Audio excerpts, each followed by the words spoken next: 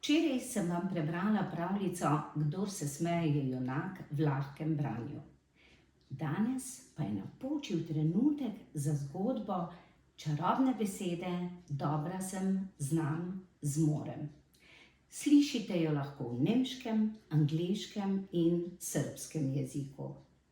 Dobro prisluhnite, da bodo besede Dobra sem, znam, zmorem postale čarobne tudi za vas.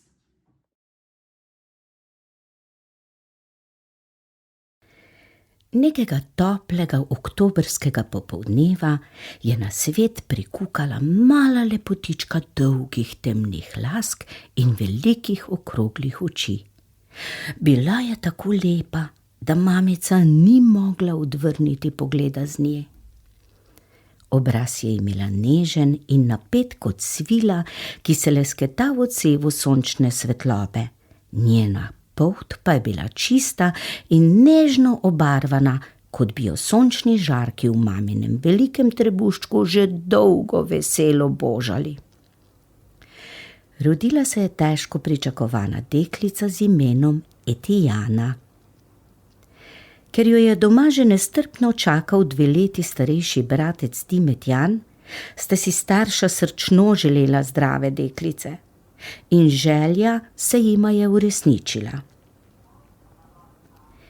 Etijana je bila zelo pridna dojenčica.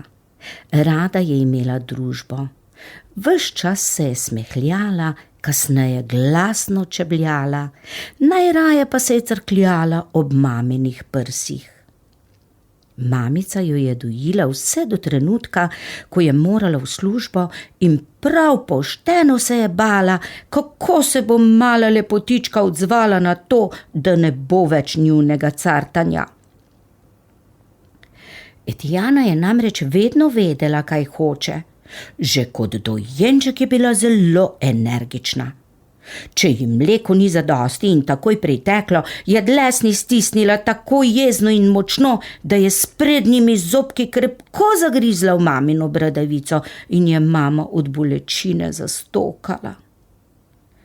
Ko jo je s prstom pobožala po ličkih in jo okarala, da tega ne sme početi, pa jo je Etijana pogledala tako nedolžno, da se je mami milo storilo pri srcu. Za nameček je Etijana mamico očarala še s širokim nasmehom. Že v naslednji sekundi se je spet zakopala v njene prsi, pri tem pa jo je z drobcenimi prstki venomer ščipala po nežni koži, kot bi hotela reči: rada te imam, to je samo moje.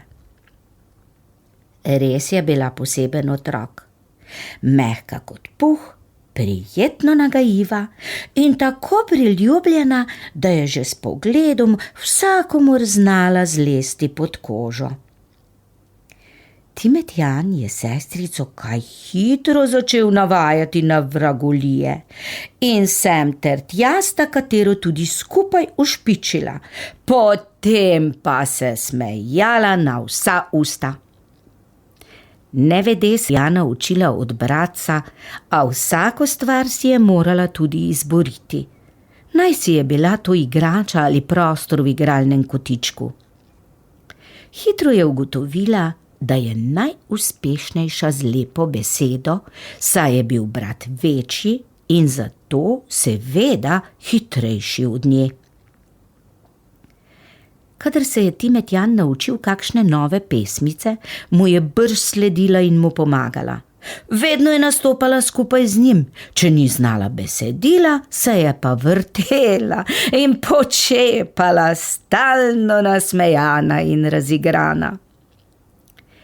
Ko je Etijana dopolnila 3 leta, sta jo starša vpisala v vrtec. Za njo se je tako začelo odvijati novo poglavje. Poglavje prijateljstva, druženja, razdajanja, sreče in veselja. Zdaj je bila že nekoliko večja lepotička, a še vedno zelo prijazna in priljubljena, da so jo v skupini morali imeti radi. Znala se je prilagajati svojim sošolcem, nato jo je med igro včasih zlepa, včasih pa tudi zgrda, če ni ubogala, vneto navajal brat. Vsakomur je znala prisluhniti in bila je tako občutljiva, da se je zaradi prijateljev, če so bili žalostni, lahko tudi sama zjokala. Ko je prišla iz vrtca, je vsak dan najprej na ves glas razložila, kaj se je zgodilo. Ob pripovedovanju se je tako vživela v vlogo drugega, da je mamica mislila, da je v vrtcu in ne doma. Ravno tako je bilo tudi v šoli, v katero je Etijano kaj kmalu zaneslo. Bližal se je mesec december in učiteljica je otroke pripravljala na nastop za starše. Vsak je dobil svojo vlogo. Veliko jih je nastopalo v igri Klepetulje in palačinke, v kateri je glavno vlogo fanta igrala Etijana. Učenci so se pridno učili in vadili. Besedilo so tolikokrat ponovili, da je Etijana nehote znala vse vloge na pamet. Če so se sošolci kdaj sprli, jim je prihitela naproti, nekaterim s tolažbo, drugim s spodbudno besedo. Z vsemi je bila prijateljica in za vsakogar je našla prijazno besedo, kot bi bila mala svetovalna delavka v razredu. Naposled je december tudi napočil in s tem čarobna prireditev. Etijani je mama oblekla njeno najljubšo roza obleko, v kateri se je počutila kot princeska, saj je imela na prireditvi tudi vlogo napovedovalke. Mama je vedela, da se mora hčerka izvrstno počutiti, predvsem pa biti zadovoljna sama seboj, da bo lahko dobro opravila svojo nalogo. Pred vsakim nastopom sta jo s Timetjanom spodbujala. Saj bo šlo, poskusi še enkrat. Vidiš, kako si dobra. In te besede so se z leti Etijani zasidrale v glavo. Kadarkoli se ji je kje ustavilo, si je brž čarobne besede dobra sem, znam, zmorem priklicala na plan in na to se je zgodil čudež. Vedno je vse izpeljala tako, kot je bilo treba. Vsi so nestrpno pričakovali nastop in napočil je trenutek, ko sta z nejo ogovorili vse povabljene. Prva je bila na vrsti Etijana. Govorila je lepo, počasi, glasno, doživeto, kot jo je učila učiteljica. Ko pa bi morala spregovoriti Neja, je zavladala tišina in solze so se pokazale v dekličinih očeh. Že je mislila pobegniti z odra, ko jo je Etijana prijela za roko in nadaljevala s prvim stavkom njenega besedila. Nato pa se je obrnila k njej, ji pokimala in Neja je prevzela besedo. Ob zaključku sta se, obe nasmejani, prisrčno priklonili in poželi velik aplavz. Neja je bila neizmerno hvaležna. Etijana pa je le zamahnila z roko in rekla: zato pa so prijatelji, da si pomagajo.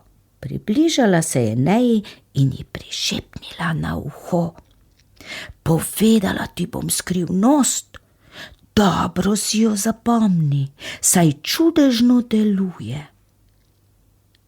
Kadarkoli boš imela čas, si govori, da si dobra, da si odločna, da znaš vse izvrstno izpeljati, da ti to zmoreš. In videla boš, da ti bo vse uspelo. Kako pa ti to veš? Je začudeno vprašala Neja. Ubogam mamin in bratov nasvet. Pri njem to deluje, kot se zdi tudi pri meni, in zdaj bo še pri tebi, je ponosno odvrnila Etijana. Neja se je zadovoljno nasmehnila in sklenila, da bo upoštevala prijateljičin nasvet. Nista se še uspeli dobro objeti, ko jo je zmotila učiteljičina napoved igre. Etiana se je sunkovito obrnila, da bi stekla na oder, saj je prav ona začela z uvodom v igro, pri tem pa se je svojo široko nabrano obleko zataknila ob predal in jo krepko strgala. Le kaj naj stori? Sprednji del obleke se je raztrgal na dvoje, tako da je snežno bel til, ki je bil pod obleko, kipel na površje. Sošolci so zagledali Etianin žalostni obraz, ki ga niso bili navajeni. Nič niso rekli, le spogledali so se, drug drugemu namignili in že so stali v vrsti pred Etiano, da so zakrili njeno zadrego. Neja pa ji je v hipu potisnila mikrofon k ustom in zašepetala: "Ti to zmoreš!" Etiana je od začudenja komaj povedala spremne besede igre, nato pa je odbrzela in se preoblekla v fantka, ki ga je zatem odigrala, kot da se ne bi nič zgodilo. Ko je bilo igre konec, je Etiana sedla na stol in začela jokati. Kaj je narobe, naša Tanika? Kaj je narobe, Eti? Zakaj jočeš? Nikomur ni bilo nič jasno, saj je Etiana zelo dobro odigrala svojo vlogo, kot ponavadi. Etiana se je s pordelimi očmi obrnila k njim in zahlipala: "Le kaj bi brez vas, dragi prijatelji? Rešili ste me iz zagate. Tako sem srečna, tako sem vesela. Ponosna sem na vas. Hvala vam, da ste tako pozorni do mene." Neja jo je stresla za ramo. "Halo, zakaj pa so prijatelji?" Ostali sošolci pa so se le močno stisnili k njej in ji poskušali odvzeti kakšno solzo, čeprav so to bile solze sreče. Marsikateri fant bi rad ukradel tudi njeno srce, saj so bili skoraj vsi zaljubljeni vanjo. Ljubezen pa dela velike čudeže, tudi tiste, ki žalost spremenijo v veselje, otožnost v hrepenenje in nas vse skupaj naredi še bolj povezane in močnejše. Sploh, če upoštevamo čarobne besede: dobra sem, znam, zmorem.